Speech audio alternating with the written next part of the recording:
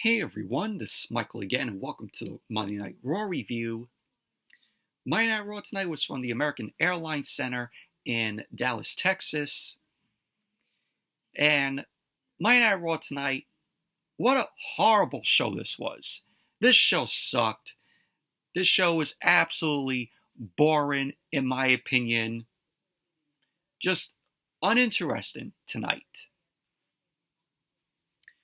Tonight on Monday Night Raw, we had The New Day, Xavier Woods, and Kofi Kingston. They end up taking on the Alpha Academy, Chad Gable, and Otis. The NXT Women's Championship was on the line where Becky Lynch defended the title against INDI HARTWELL, to which INDI HARTWELL, never lost the NXT Women's Championship when she was still in NXT. Johnny Gargano was in action, and he had taken on Giovanni Vinci. Chelsea Green and Piper Niven took on Natalya and Nikki Cross. Drew McIntyre was in action, and he had taken on Sami Zayn. We have Bronson vs. Akira Tozawa in a squash match it was.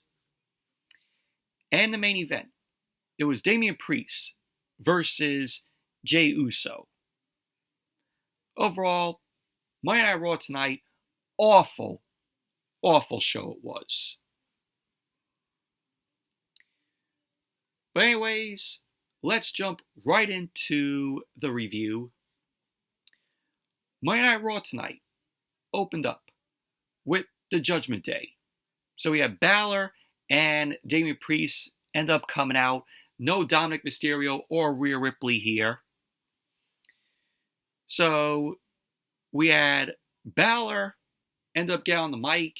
He welcomed everyone to Monday Night Raw, to which the crowd end up booing. Balor end up saying that he's feeling so good tonight that he's going to do something special.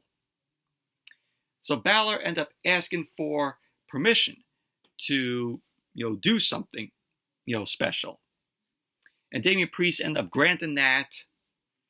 Balor imitated Priest's voice by saying, "All rise for the Judgment Day, and all rise for the new undisputed WWE Tag Team Champions of the world." So then Damian Priest got on the mic.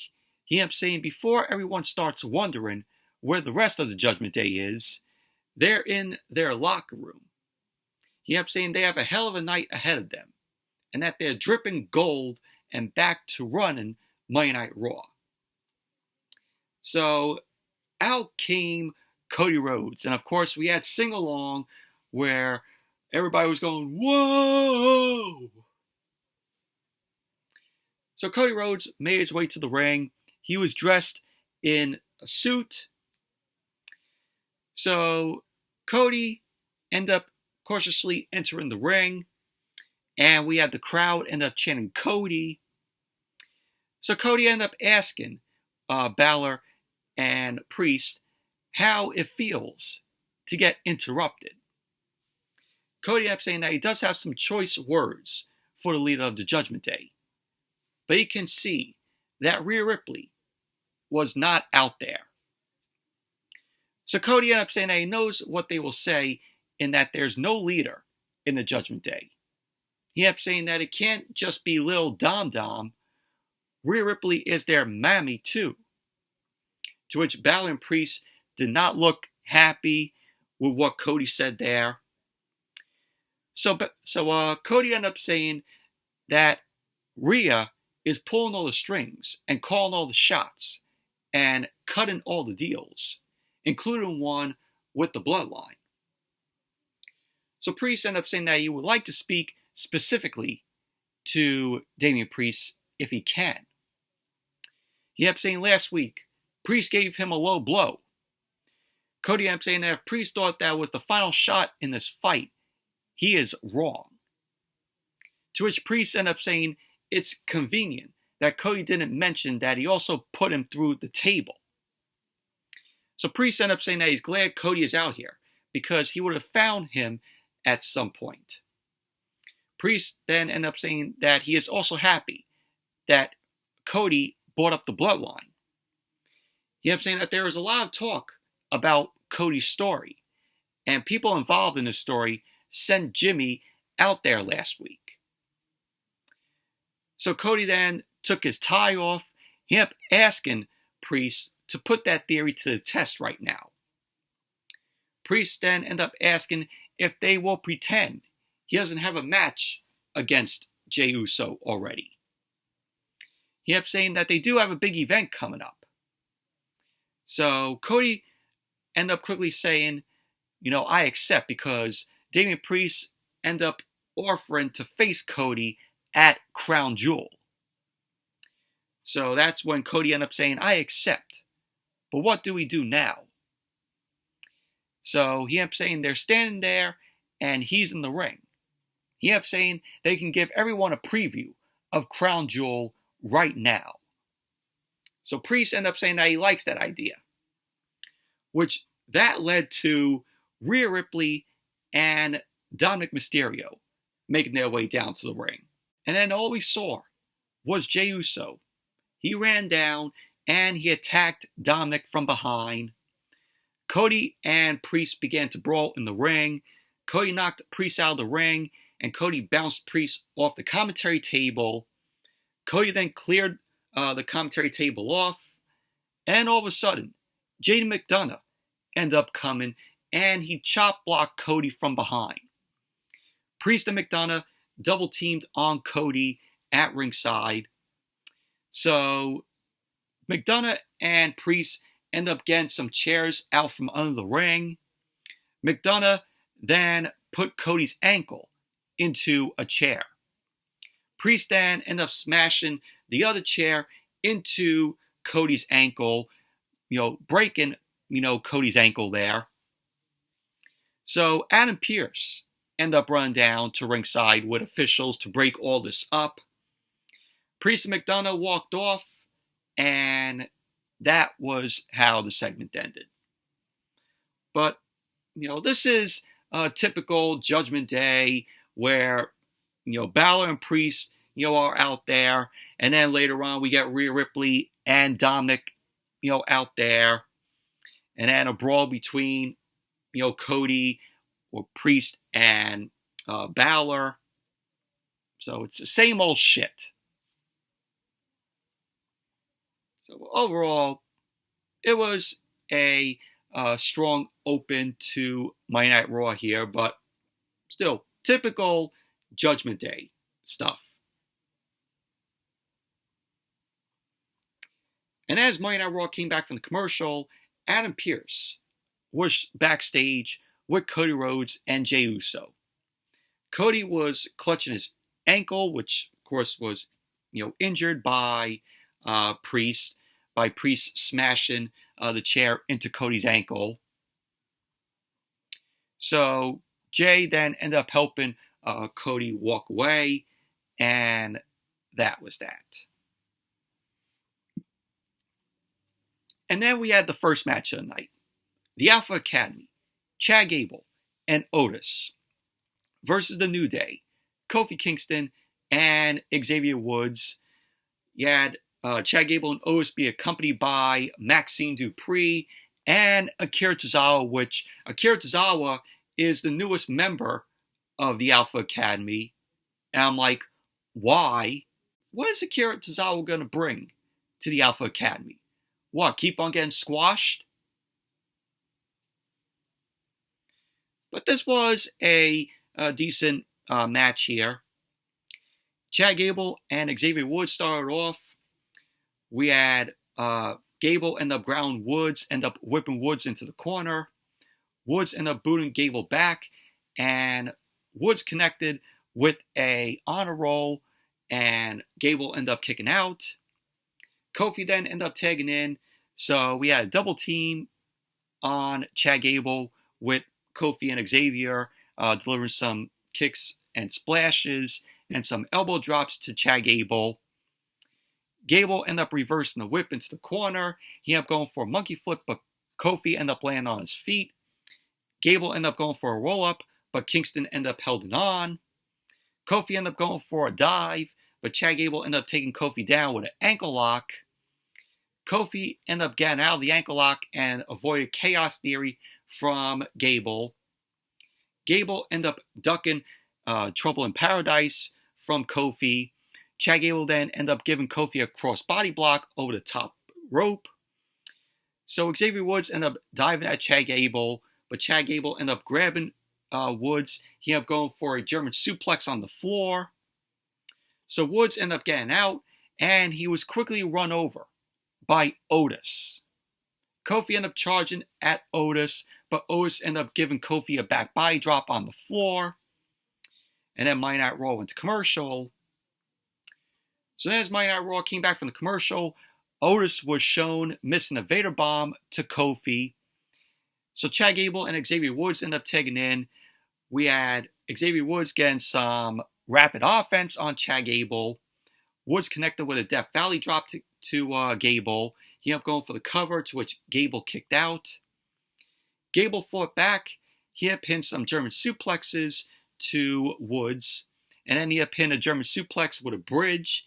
And he ended up going for the cover, to which Woods kicked out. Otis then ended up tagging in. He ended up putting Woods in the electric chair position, to which Gable ended up going to the top rope. He hit the flying bulldog to Woods. Otis ended up going for the cover, but Kofi broke up the pin. Kofi then ended up kicking Gable out of the ring.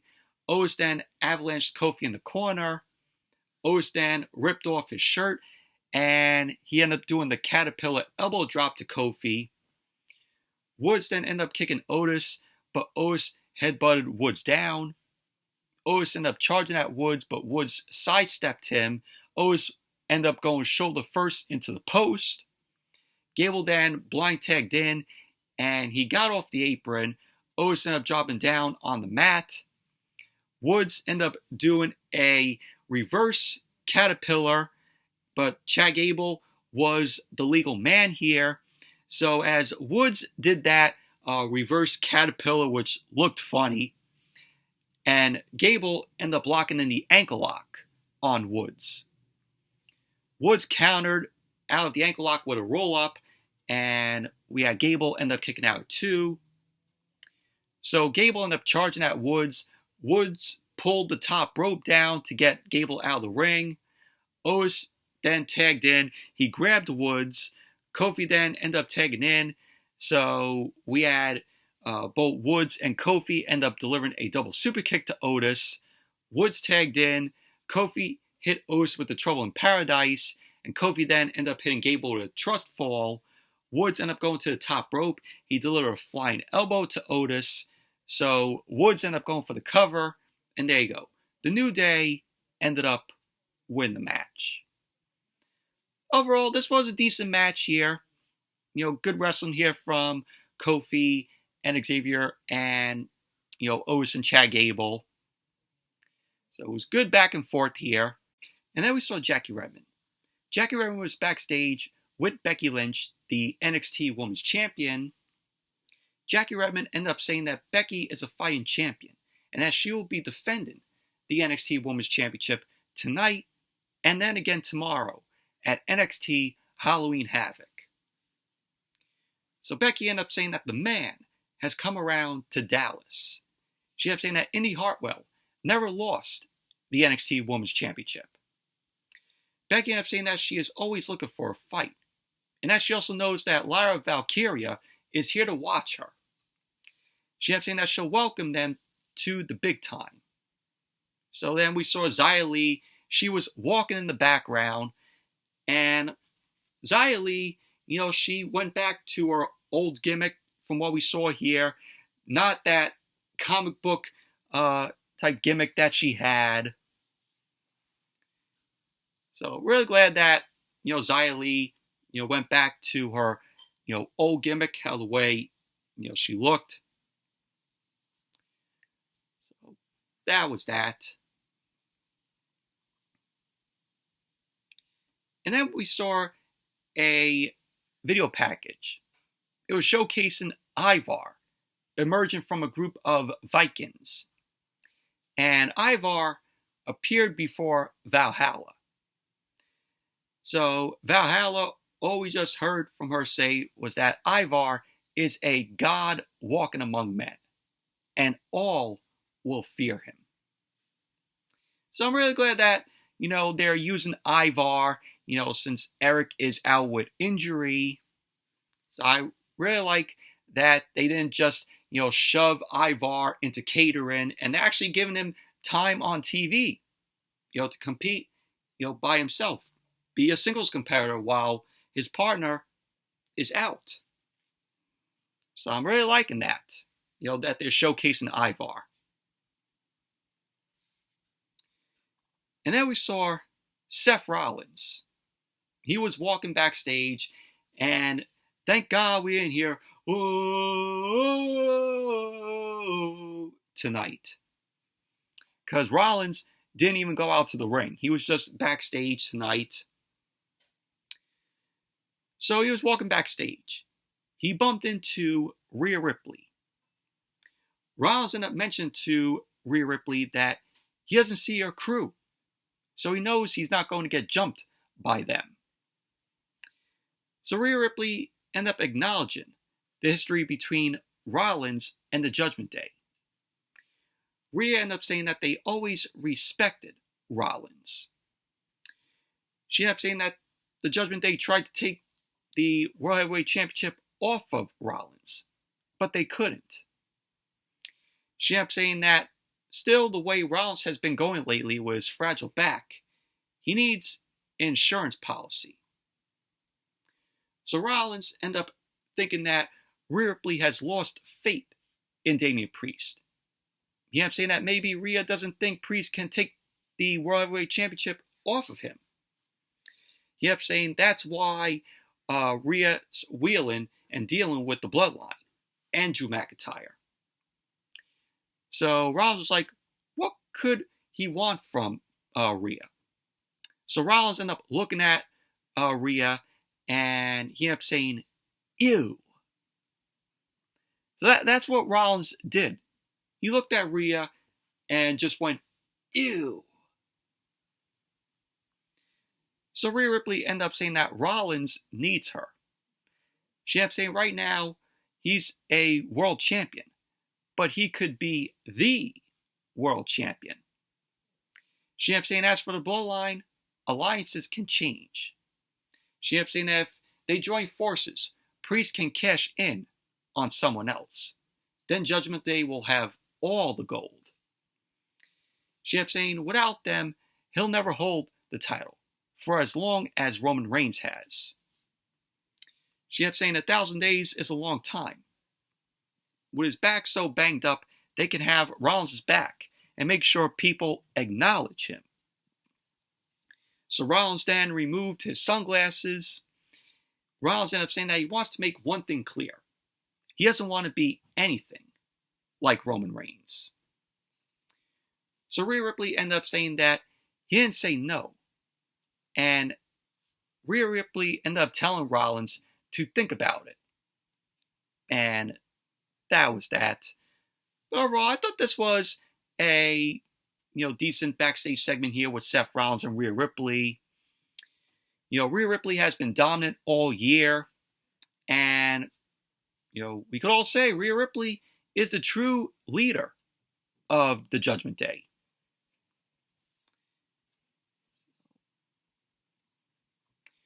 And then we saw Indy Hartwell. Indy Hartwell was with Candice LeRae. Hartwell was preparing backstage before going into her match with Becky Lynch. So Natalya walked up. She ended up wishing Indy luck. So Indy and Candice end up asking Natalya about Tegan Nox. Natalya ended up telling them that Tegan Nox got injured on NXT last week, but she'll be back. She ended up saying that if they need any advice, she's here for them. So that was pretty much basically that. And then we had Becky Lynch versus Indy Hartwell. NXT Women's Championship on the line. Lyra Valkyria was at ringside, and the winner of this match will face her for the NXT Women's Championship tomorrow night at Halloween Havoc, which it's going to be night 1 tomorrow of NXT Halloween Havoc, and night 2 will be next week. But this match was boring, in my opinion. The crowd wasn't really into it. So we had the match end up getting on the way. Becky Lynch immediately sidestepped, a move from Indy Hartwell. Indy Hartwell ended up getting out of a manhandle slam, and she clotheslined Becky down. Becky rolled out of the ring. She was frustrated. Becky ended up getting on the apron and kicked Hartwell back. Becky came off the top rope, but she ended up landing on her feet when Hartwell ended up moving out of the way. Hartwell ended up hitting a backslide pin, to which Becky ended up kicking out of 2. Hartwell ended up taking Becky down. She ended up hitting a fireman's carry, snake eyes on Becky. Hartwell then ended up connecting with a sidewalk slam to Becky. She ended up going for the cover, to which Becky ended up kicking out. So Becky ended up hitting a run and drop kick to Hartwell, to which Hartwell rolled out of the ring to recover. Hartwell ended up avoiding a baseball slide from Becky. She ended up getting Becky in position for a wheelbarrow maneuver, and she ended up launching her sternum first into the barricade. And then Monday Night Raw went to commercial. Then when Monday Night Raw came back from the commercial, Becky ended up putting Hartwell on the apron, but Hartwell ended up fighting Becky. Hartwell ended up pulling Becky between the ropes and kicked her back. Hartwell went to the top rope. She ended up connecting with a flying elbow drop to Becky's spine, so she ended up going for the cover, to which Becky ended up kicking out. So Becky ended up countering a suplex in the ring with a roll-up, to which Hartwell ended up kicking out. Becky ended up trying to go for a takedown, but Hartwell ended up fighting out of it. Becky ended up managing to take Hartwell down, and Hartwell ended up kicking out. Becky ended up hyping up the crowd, and she ended up going for a manhandle slam, but Hartwell countered that into a full Nelson. Becky ended up fighting out of that, but Hartwell ended up big booting Becky down. She ended up going for the cover, to which Becky kicked out. We had Becky started clubbing away at Hartwell, and she ended up hitting a superplex off the middle rope to Hartwell. Becky immediately ended up going for the disarmer, but Hartwell ended up holding her hands together to prevent the disarmer from being applied. Hartwell ended up rolling Becky onto her shoulders, to which Becky ended up kicking out. So Hartwell ended up powering Becky up, ended up slamming her down. She ended up going for the cover, to which Becky ended up kicking out. So we had Becky end up popping into this armor, and she locked it in on Hartwell. Hartwell ended up tapping out. So there you go. Becky Lynch ended up winning the match and still retains the NXT Women's Championship. Post-match, Indy Hartwell got to her feet. She ended up holding her arm. Becky ended up shaking hands with Hartwell. She left the ring.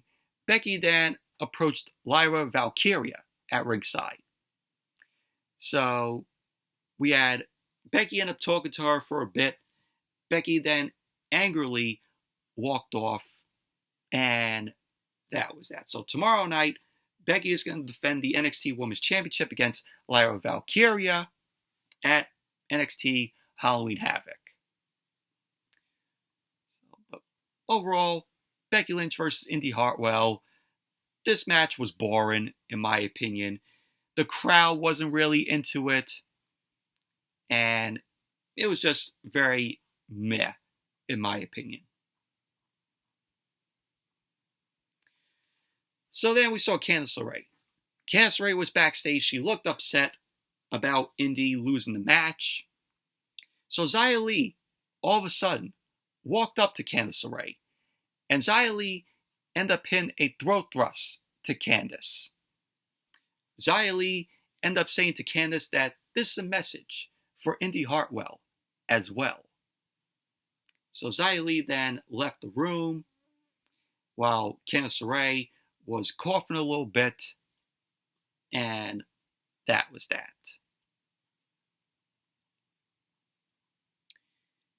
And then we saw Adam Pearce. Adam Pearce was in his office, and he handed a folder with a contract in it to a security guard. He had mentioned that contract signings can get wild. This was for the contract signing at Crown Jewel for the Fatal 5-Way for the Women's World Championship. So Pearce turned, and he saw Nick Aldis, of course the SmackDown general manager. Aldis ended up saying to Pearce that they got off on the wrong foot, and that it was a rookie error to kick Adam Pearce out of the building Friday on SmackDown.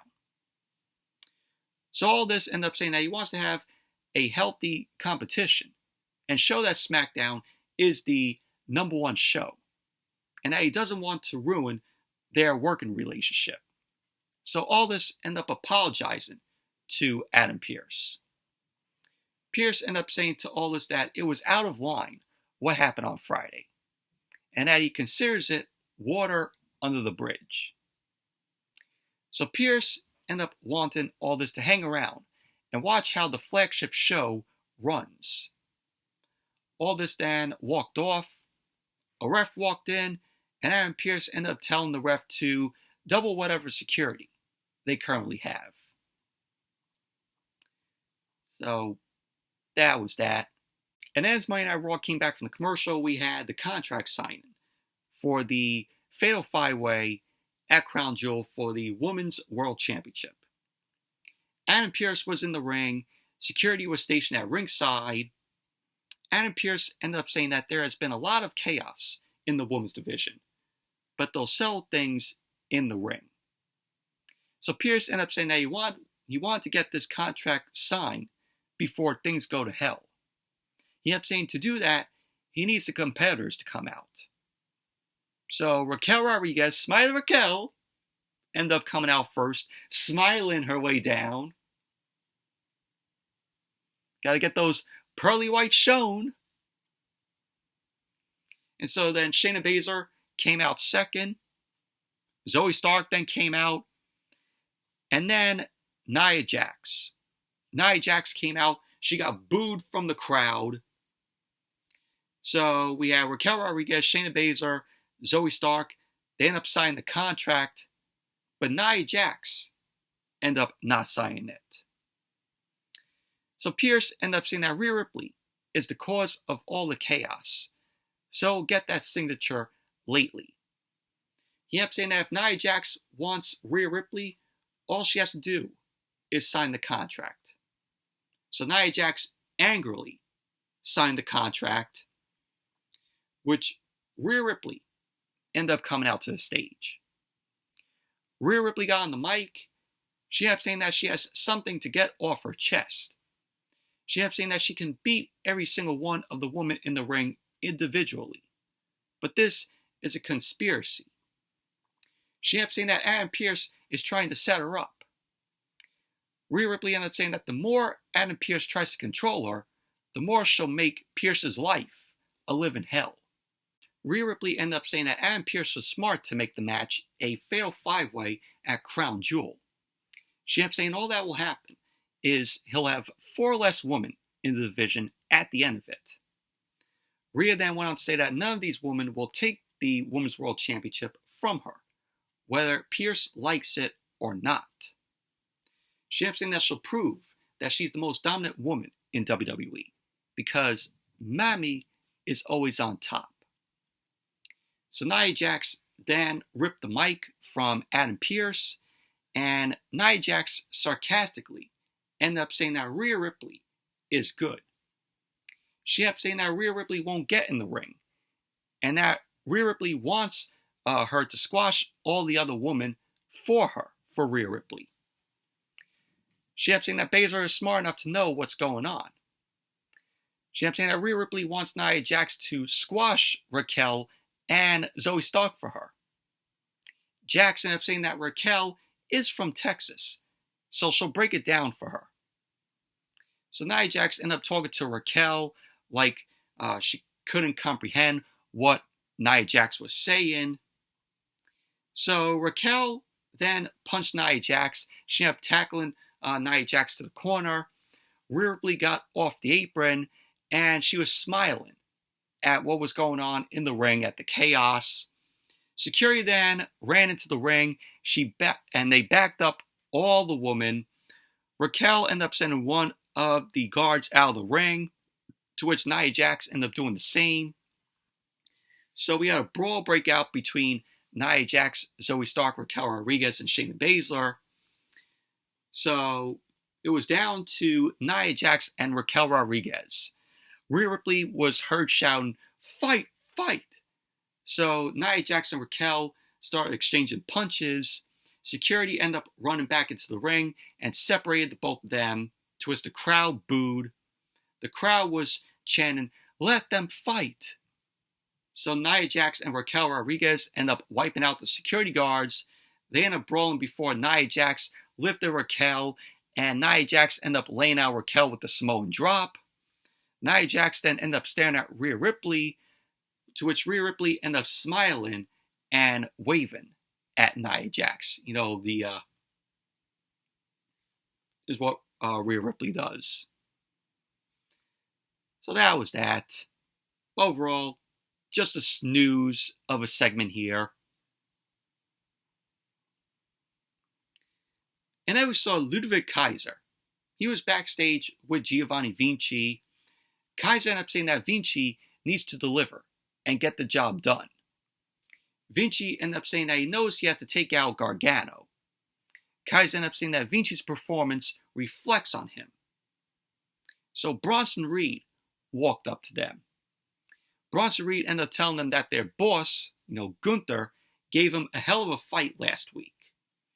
He ended up saying to them, whenever Gunther is ready for round 2, he is ready. Bronson Reed is ready. So Kaiser and Vinci end up walking off. And then Akira Tozawa walked up to Bronson Reed. So Tozawa ended up saying that he wants a match against Bronson tonight. So Bronson Reed declined. Tozawa ended up chopping Bronson Reed, but Reed didn't even sell it. So that chop did nothing to Bronson Reed. So Reed ended up saying that it will be Tozawa's funeral. And then he ended up walking off. So Maxine Dupree ran up to Tozawa. And she ended up saying to Tozawa that Coach Gable is not going to be happy about that. So pretty much that was that. Akira Tozawa, wants to get squashed by Bronson Reed. And then we had Johnny Gargano versus Giovanni Vinci. And this was a quick matchup here. Vinci ended up quickly taking it to Gargano as the bell rang. Vinci ended up tackling Gargano to the corner and started punching away at him. Gargano fought back, ducked the clothesline from Vinci, but Vinci ended up coming back with a tilt-a-whirl backbreaker. Vinci started clubbing Gargano's back. Vinci ended up pinning a backbreaker to Gargano. Gargano rolled to the apron. Vinci ended up blocking a kick, and he viciously big-booted Gargano. Vinci hit the ropes. He charged at Gargano, but Gargano connected with a slingshot spear to Vinci. So both guys were trading punches at each other. Gargano hit the ropes, but Kaiser distracted Gargano. Vinci ended up taking Gargano down. He ended up going for a powerbomb, but Gargano ended up getting out of that. Gargano then super kicked Vinci down. So Kaiser was irate. He got on the apron to yell. And then Tommaso Ciampa appeared at ringside. Ciampa pulled Kaiser off the apron. Ciampa then ended up attacking Kaiser. Kaiser retreated through the crowd. And so in the ring, Gargano ended up hitting Vinci with the one final beat. So he ended up going for the cover. And there you go. Johnny Gargano ended up winning the match. Post-match, we had Ciampa end up getting into the ring. And we had DIY standing tall. And that was basically that. But, really happy to see Gargano and Ciampa, back as DIY. So, really happy about that. And then we saw Shinsuke Nakamura. Nakamura ended up saying that a beating as hands is a beautiful thing. This was all subtitled while Nakamura was speaking in Japanese. Nakamura ended up saying that he was so happy to give Ricochet the experience of it last week. Nakamura ended up saying that he wants to find an opponent who will inspire the yet-to-be-seen within him. So Nakamura ended up saying that he wants to release the expression trapped in his dreams. He ended up saying who is worthy enough to set him free. So there you go. That was what Nakamura had to say. And then we had Logan Paul. God, we had to suffer seeing him on Friday, and we had to suffer seeing him again tonight. So Logan Paul got on the mic. He ended up saying that the fool he defeated in his boxing match last weekend was just dropped by his fight league. Of course, he was referring to Dylan Dennis. He ended up saying not only did he lose to him, but he is now unemployed, unhappy, and unfulfilled. So the crowd was booing at Logan Paul. The crowd was giving Logan Paul the what treatment, what?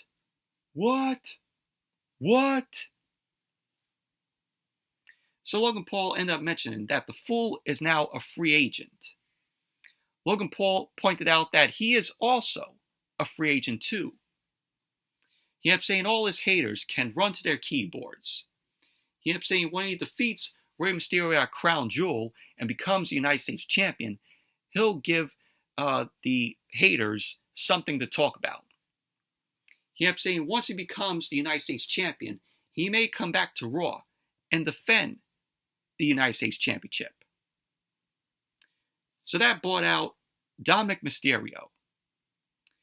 So Logan Paul ended up shouting at the crowd to be quiet and to show Dominic some respect. So Dominic got into the ring. He tried to speak, but of course, the piped-in boos were very loud, so we couldn't hear what Dominic was saying at points. So Dominic ended up saying that from a champion to a future champion, he can't wait to see Logan Paul beat his deadbeat dad. To which Logan Paul appreciated that. He kept saying that his father was right, that they have a great talent, but he left out what they had to overcome. Dominic ended up saying that he overcame having a deadbeat dad and became the champion for an entire continent. So we had Dominic end up going to try to talk, but the crowd or the piped in boos drowned Dominic out.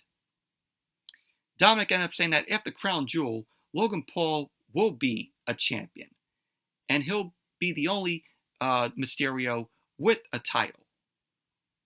So Logan Paul ended up saying that he can see himself being the United States champion, and that he cannot wait for that ring announcement. So Logan Paul ended up saying that since he's on Raw, his favorite ring announcer is there, Samantha Irvin. So Logan Paul ended up inviting Samantha into the ring. Logan Paul ended up wanting to thank Samantha and be recognized for what she does for this organization. So Samantha Irvin ended up getting into the ring, and Logan Paul ended up saying to her that he knows it was hard for her to announce him as the winner at SummerSlam when he beat her fiance, Ricochet, at SummerSlam. But she kept it professional. Logan Paul ended up saying that she did such an incredible job. So Logan Paul ended up asking Samantha to give a preview of Crown Jewel and announce him as the new United States champion. To which Samantha ended up shaking her head no. And then all of a sudden, Ricochet charged into the ring and speared Logan Paul down. So Ricochet was punching away at Logan Paul. Ricochet ended up taking Dominic down and ended up hitting Logan Paul with a baseball slide. Ricochet sized Logan Paul up, but Dominic blindsided Ricochet. Ricochet ended up kicking Dominic down. He went to the top rope. Ricochet was going to go for the shooting star press, but Logan Paul ended up pulling Dominic out of the ring, and Ricochet landed on his feet. Logan Paul and Dominic retreated up the ramp. Ricochet stood tall in the ring. He ended up going to ringside, and he ended up embracing his fiancée. So that was basically that. Overall, like I said on Friday, I don't care about this Logan Paul Rey Mysterio match at Crown Jewel for the United States Championship. I really don't. But after Logan Paul is done with Rey Mysterio, from what we saw here with Ricochet spearing Logan Paul down, are we going to get another rematch with Logan Paul and Ricochet? Obviously, it's probably going to be coming.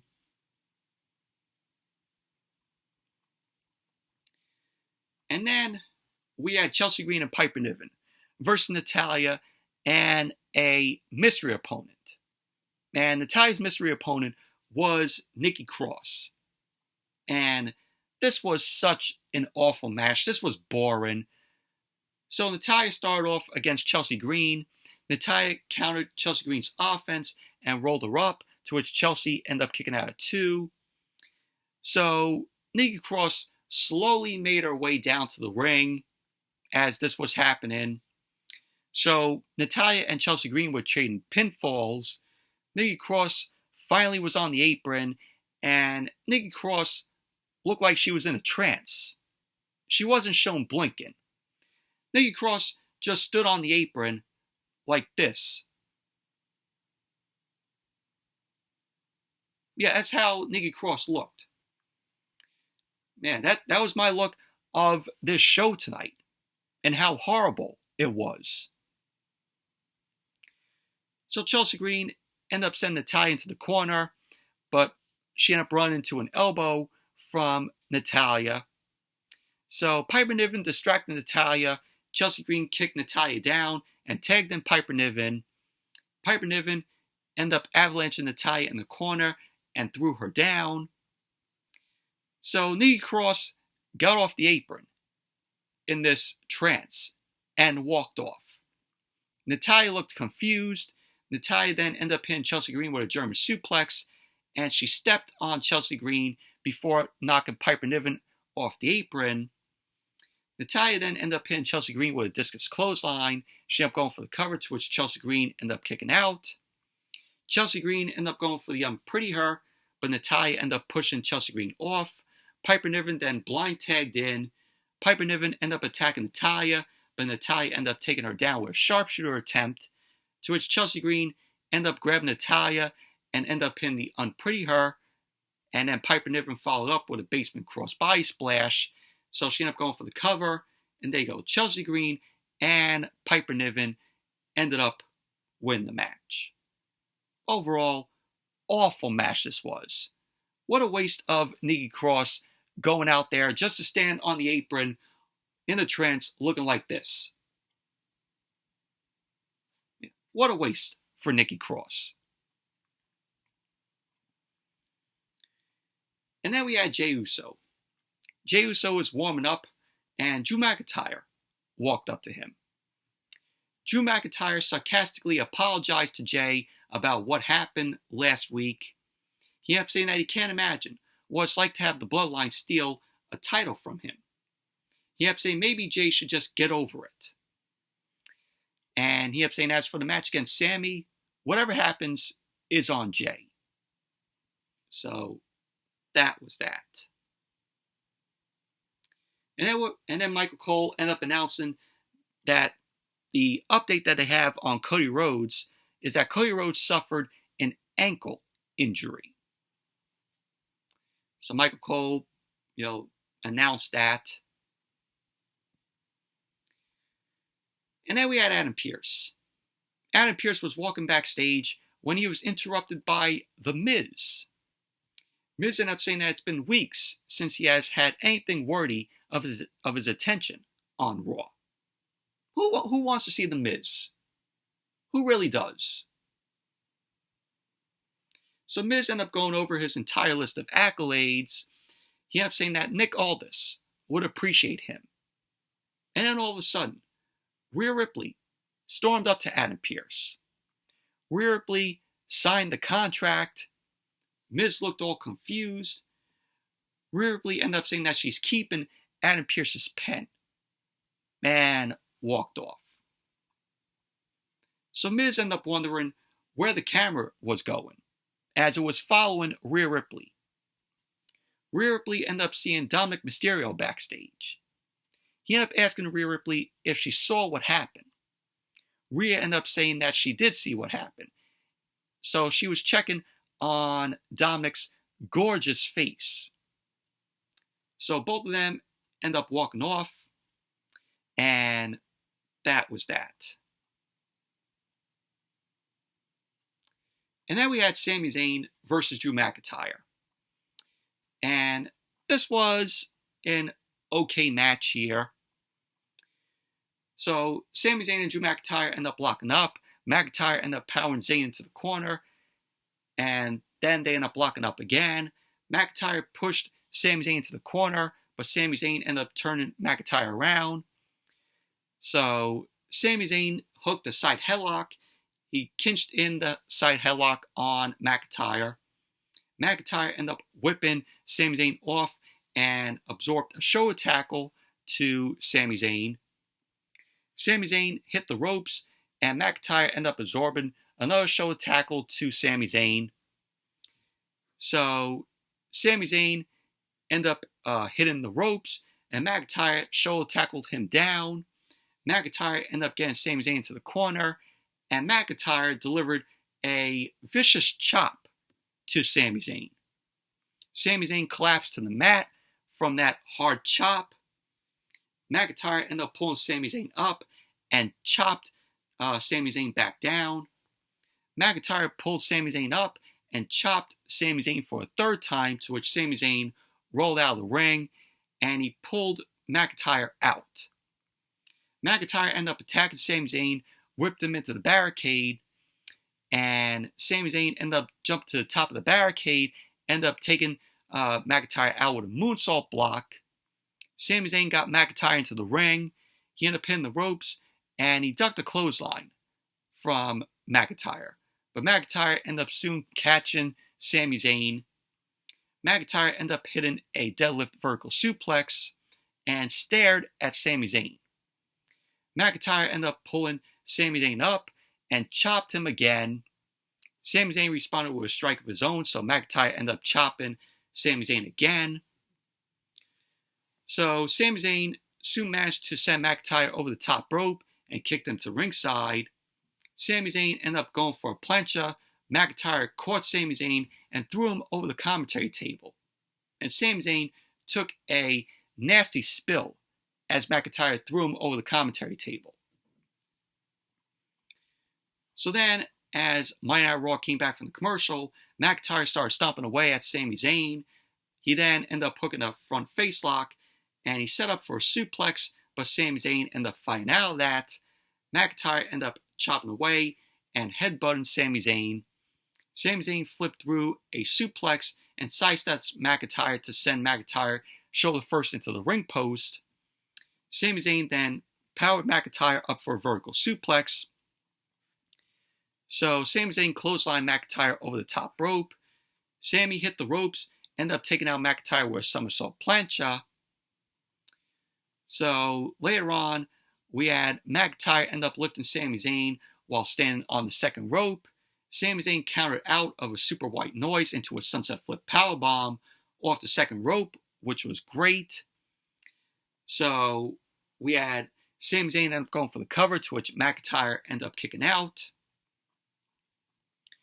So at the end of the match, we had Rhea Ripley walk out to the stage. Sami Zayn ended up rolling up McIntyre with the inside cradle, to which McIntyre ended up kicking out. Sami Zayn ended up hitting an exploder suplex into the corner, and he was sent up for the hula hoop kick. Rhea Ripley got on the apron and distracted Sami. Sami tried to ignore Rhea, but McIntyre connected with the Claymore, so McIntyre ended up going for the cover, and there you go. Drew McIntyre ended up winning the match. Post-match, Drew McIntyre posed for the crowd. He left the ring and ignored Rhea Ripley. So McIntyre walked by Rhea Ripley and she smiled, and that was that. Overall, okay match between McIntyre and Sami Zayn. And then we had Nick Aldis. Nick Aldis was talking with Katana Chance and Caden Carter backstage. Adam Pearce walked up. And Adam Pearce excused both Katana Chance and Caden Carter. Pearce ended up saying that he wanted Aldis to stay around and watch the show and not talk to his superstars. Aldis ended up saying that he'll make it easy and leave the arena for Pearce. So Aldis walked off, and then Nikki Cross slowly walked by Adam Pearce. And Nikki Cross was comatose. So Pearce looked into the distance, ended up saying, "I need a drink." So pretty much that was that. Very random for Nikki Cross slowly walking by Adam Pearce. And then we have Bronson Reed versus Akira Tozawa. Do I really need to go over this match? You already know who won the match. Bronson Reed won. Tsunami onto Akira Tozawa. So you go. Bronson Reed won the match. Squash match. And then we saw Otis.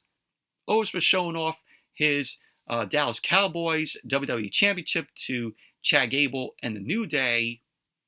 Akira Tozawa was limping in alongside Maxine Dupree. He had ice on him. Johnny Gargano and Tommaso Ciampa walked in. And they talked about the tag team division.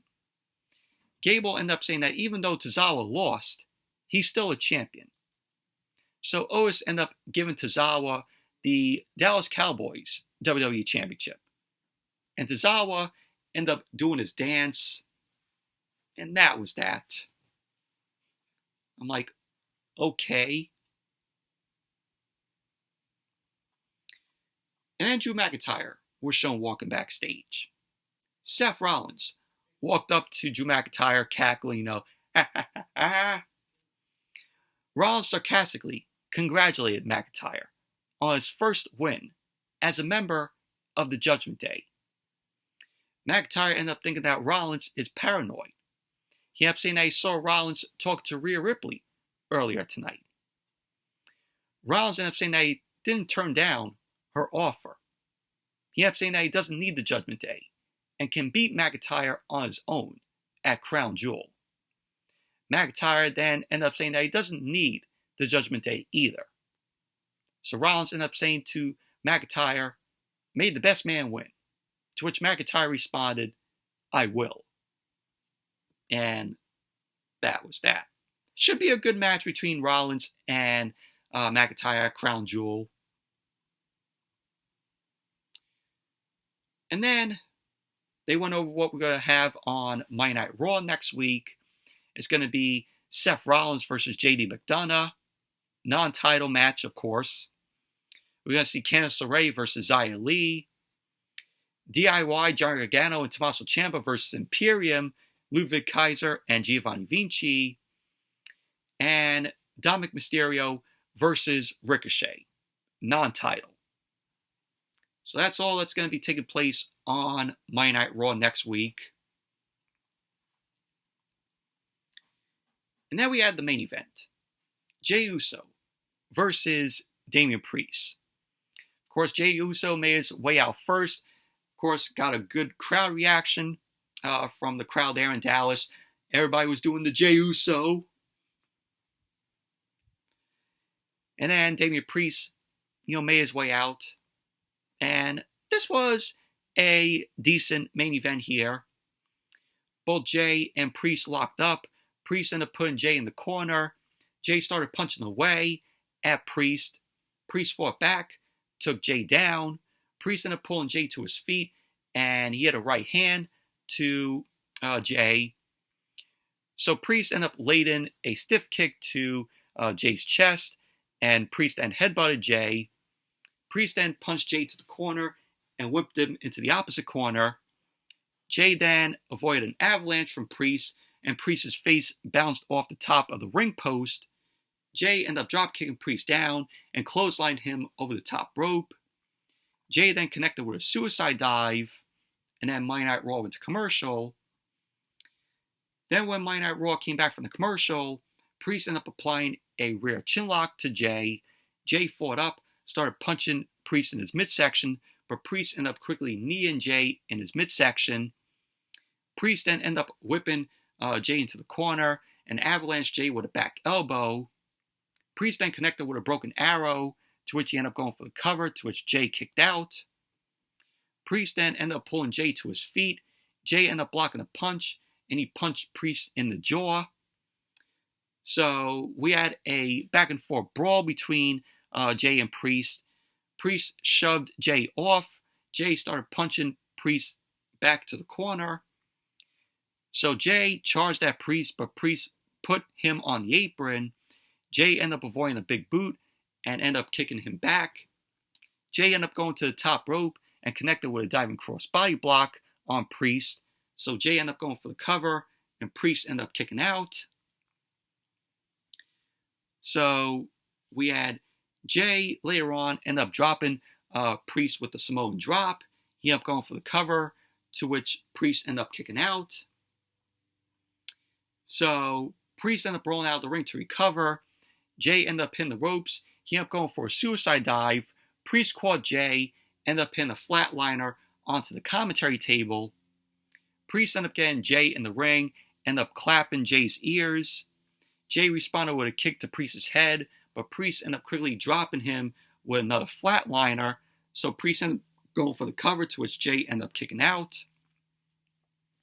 So we had Priest ended up standing up for the Razor's Edge. Priest had Jey hoist up. Jey ended up slipping out of it and connected with a spear. Jey headed to the top rope for an Uso splash.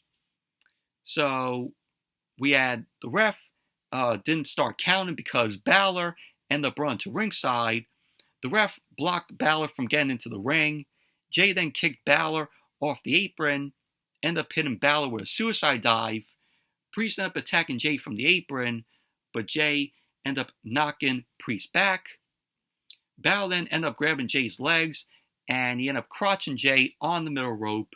Priest then ended up dropping Jey with the South of Heaven. So Priest ended up going for the cover. And there you go. Priest ended up winning the match. Post-match, Balor ended up mounting Jey, started punching away at him. Balor then headed to the top rope. He ended up crushing Jey's midsection with the coup de grace. So Balor then ended up running out of the ring. He ended up grabbing a pair of steel chairs. And both Balor and Priest were preparing to attack Jey, but Cody Rhodes' music ended up hitting. Cody Rhodes ended up coming out. He was limping his way down to the ring. His ankle was heavily taped. So Balor ended up greeting Cody at the front of the aisle, and Cody ended up quickly sending Balor into the barricade. Cody ended up hobbling into the ring. He connected with a drop-down uppercut to Priest. Cody then connected with a chop block to Priest. Cody then connected with a chair to the spine of Priest. Cody then put the chair around Priest's ankle. He ended up grabbing the other chair to swing the chair to Priest's ankle, but Balor pulled Priest out of the ring. Balor and Priest ended up retreating up the ramp, and that was basically that. Cody Rhodes and Jey Uso stood tall in the ring as Monday Night Raw went off the air. Overall, this was a decent match between Damian Priest and Jey Uso here. But overall, Monday Night Raw, boring, terrible show it was tonight. But anyways, that's it for the Monday Night Raw review. Thank you all for watching. Hope you all enjoyed this review. Definitely give the video a thumbs up, comment, subscribe, and I will see you all on Wednesday for AEW Dynamite. So, see you all then.